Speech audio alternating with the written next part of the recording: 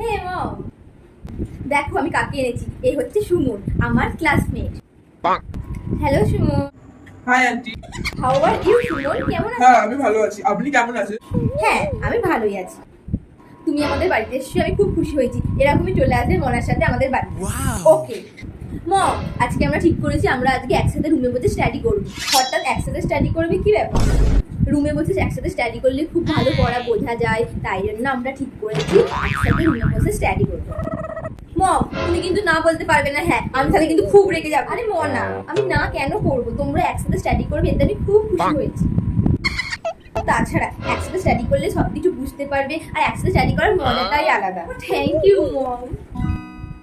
আর মনা, তুমি জানো বিয়ের আগে আমি আর তোমার দা কত স্কুল স্টাডি করেছি, আর একসাথে কত স্টাডি করেছি, ভীষণ এনজয় করেছি। ও রিয়েলি মম? আরে যখন তোমাদের স্টাডি করতে ইচ্ছা করবে তখন চলে